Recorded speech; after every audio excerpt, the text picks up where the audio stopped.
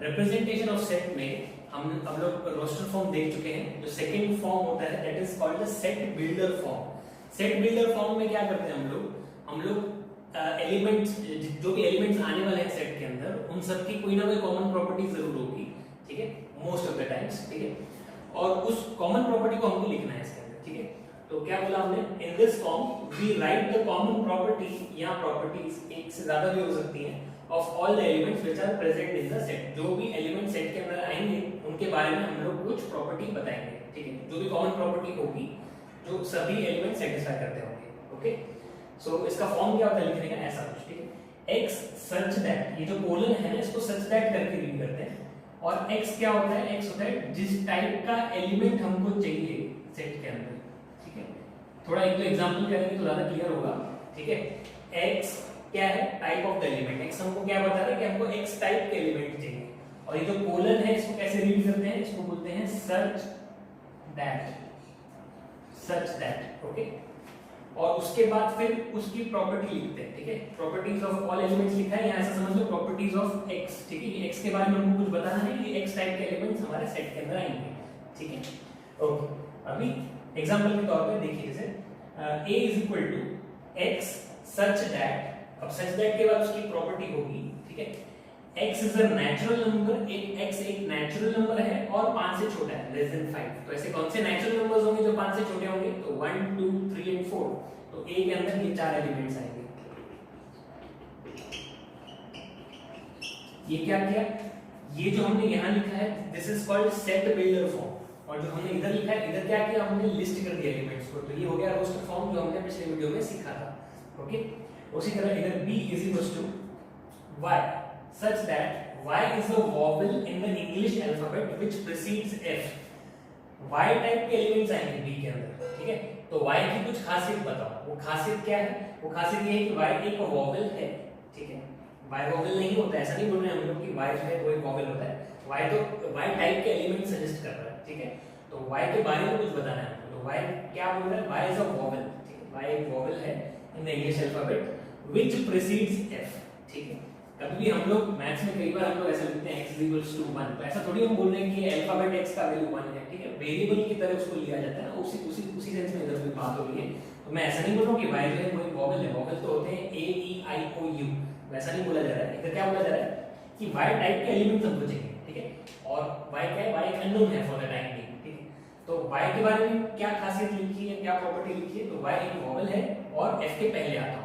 f के पहले कौन-कौन से वॉवेल्स आते हैं, तो a है, फिर b c d वॉवेल्स लेंगे, फिर e, ठीक है, यही आता है f के पहले, ओके। तो a और e हो गया, ये दोनों b के अंदर आएंगे, ठीक है।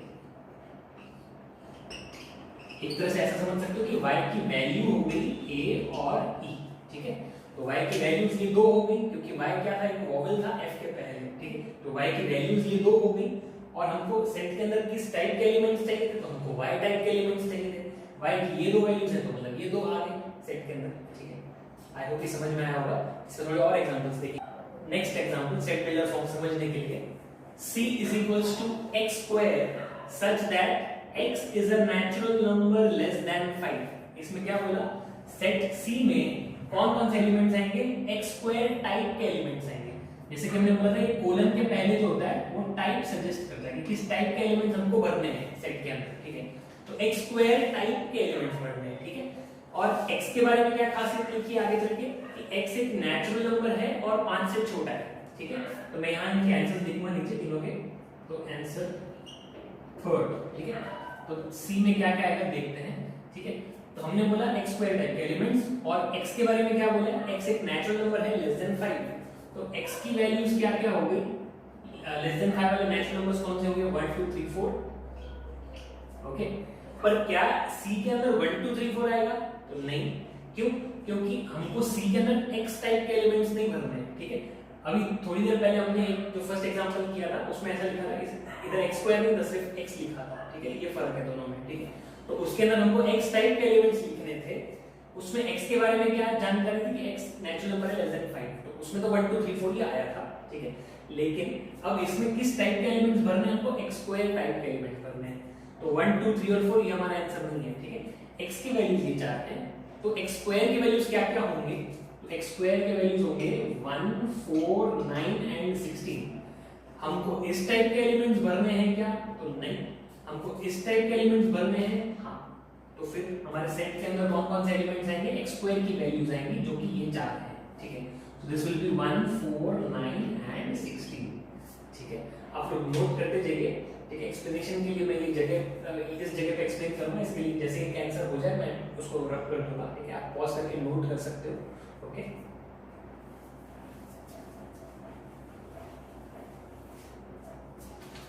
चलो फोर्थ का आंसर, ठीक है। फोर्थ क्या है? फोर्थ ऐसा बोलते हैं d is equal to x such that x is equals to 2y, ठीक है। x टाइप के एलिमेंट हमको भरने हैं, ठीक है। और x के बारे में क्या बोला है? x की वैल्यू है 2y के बराबर। तो यहाँ पे क्या किया इसने? दूसरा एक वेरिएबल इंट्रोड्यूस कर दिया। तो y के बारे में भी हमको जानकारी चाहिए कि y क्या है। y के वैल्यूज पता चल जाएंगे ऑटोमेटिकली, उनको 2 से इंटू करें तो हमको x के भी वैल्यूज पता चल जाएंगे, ठीक है। तो y के बारे में आगे उसने ये बताया कि y is an odd natural number less than 4। तो y की वैल्यूज क्या हो गई? यहाँ पे y की वैल्यूज, यहाँ पे x की वैल्यूज लिख रहा हूँ, ठीक है। y की वैल्यूज क्या हो गई? odd natural number less than 4 कौन से होते हैं? 1 और 3 केवल, ठीक है। ये दो ही है, तो y की वैल्यूज हो गई 1 और 3। पर क्या 1 और 3 आएगा इस सेट d के अंदर? तो जवाब है नहीं, ठीक है। क्यों? क्योंकि किस टाइप के एलिमेंट आने वाले थे? x टाइप के एलिमेंट आने वाले थे। अभी तो हमको y का वैल्यू निकला है, अभी हम x का वैल्यू निकालेंगे तो y के वैल्यू में 2 इंटू करना है। तो x के वैल्यू क्या आएगी? करस्पॉन्डिंग 1 into 2 और ये 3 into 2 आ जाएगा 6। x की वैल्यूज क्या क्या आ गई? 2 और 6। इस सेट के अंदर x टाइप के एलिमेंट्स आने वाले थे, तो क्या आएंगे? 2 और 6, ठीक है। इस तरह से होगा, ठीक है। ये भी आप नोट कर सकते हो, ओके। वो तो रफ वर्क के वैसे वो शो करना जरूरी नहीं है, इधर हम खाली आंसर शो कर रहे हैं, ठीक है।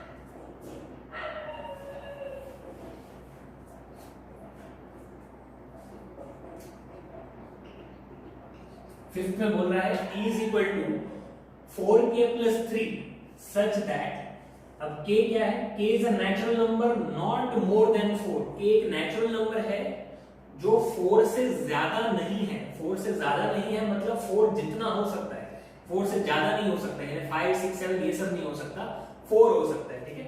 ये फर्क होता है नॉट मोर देन 4 में और लेस देन 4 में। अगर खाली लेस देन 4 बोला होता तो 4 खुद इंक्लूड नहीं होता, फिर हम 1, 2, 3 लेते खाली, ठीक है। ऊपर वाले इस एग्जांपल में जैसे लेस देन 5 था तो हम 1, 2, 3 और 4 तक गए थे। यहाँ पे क्या बोला है? 4 से ज्यादा नहीं होना चाहिए, 4 के बराबर हो सकता है, ठीक है। तो k के वैल्यूज ऐसे नेचुरल नंबर्स लेने हैं हमको जो 4 से ज्यादा ना हो। तो k के वैल्यूज क्या क्या आ गए? 1, 2, 3, 4, ये k लिखा है। k के वैल्यूज आ गए 1, 2, 3, 4। क्या 1, 2, 3, 4 आएगा e के अंदर? वापस जवाब मिला नहीं, ठीक है। हमको किस टाइप के एलिमेंट्स चाहिए? यहाँ पे k लिखा होता तो 1, 2, 3, 4 आता, ठीक है। यहाँ पे लेकिन क्या लिखा है? 4k plus 3। हमको किस टाइप के एलिमेंट्स चाहिए? 4k plus 3 टाइप के एलिमेंट्स चाहिए। तो 4k plus 3 की क्या वैल्यूज होंगी हमको वो फाइंड करना पड़ेगा। तो वो साइंटिफिक कॉलम बनाया मैंने 4k plus 3 का, ठीक है। k की वैल्यूज ये सब होंगी, तो उसके करस्पॉन्डिंग 4k plus 3 की क्या क्या वैल्यूज होंगी वो मुझे कैलकुलेट करना पड़ेगा, ठीक है। तो k को 1 रखें इधर तो क्या आता है? 4 into 1 यानी 4 plus 3 which is 7, ठीक है। सो ये आ गया 7, ठीक है। 4 into 1 plus 3 का साइड में कैलकुलेशन करके दिखा देता हूँ, ठीक है। तो ये 7 आ गया।